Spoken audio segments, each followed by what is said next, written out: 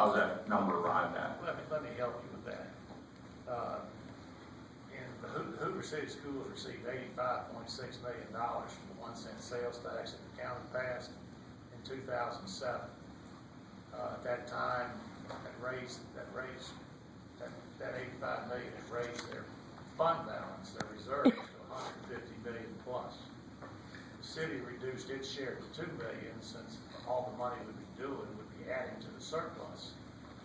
The $2 million appropriated in the city each year would allow the Hoover cities to draw down this money at a rate greater than or equal to the previous funding of $8 million. For 12 years, beginning with the fiscal year 2008, that leaves 5 years to go on equal funding for that sales tax. That's how it was arrived at.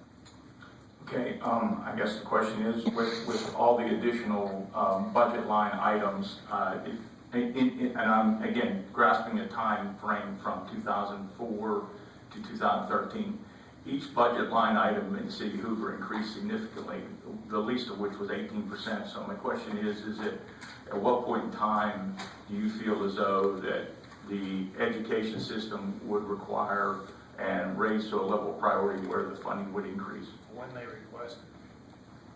Okay, and so do they go through the same criteria that all the other budget they departments that make a request? They do, and the fact of the matter is the city has approximately $32 million in reserves in our operating account at the moment. The schools have $90 million. Mr. President, if I may, If you would let me continue, I'm sorry. But right now, the schools have $90 million in reserves. You aware of that? I am aware of that. Okay. The city has $32 million. I'm sorry, the gentleman was first. he's asking you a question. Yeah, I am aware of that. My question is they are running a deficit every year. You're running an operational deficit. With a 23% increase in enrollment, with reduced federal and state funding, and to me, it's an untenable situation. We can't control what the federal and state government do to direct. I mean, we can't buy our votes, obviously, but I think we as the city leaders and the city of Hoover can control what we do to support. And each year, I have an older daughter who is now at Auburn, and when we came back to Hoover, I can see that the teacher-to-student ratio has changed significantly. I guess my concern is, at some point in time, we want City of Hoover to continue to grow, which you guys have done a great job, and it's a wonderful city. We lived here before we came back.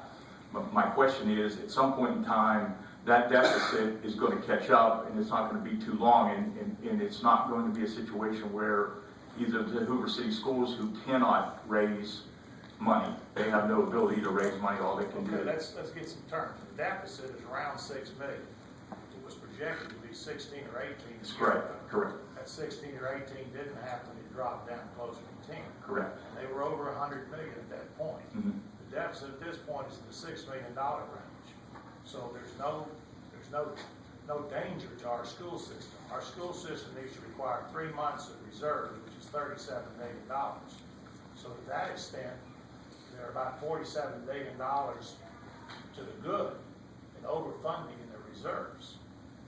The city, 2 weeks ago, I personally thought Mr. Craig expressed that the school system is in wonderful financial shape and made no request for additional funds. And since Mr. Craig runs the school system, as we speak, and there's been no request for additional funding, it's a moot point to ask the council for additional funding.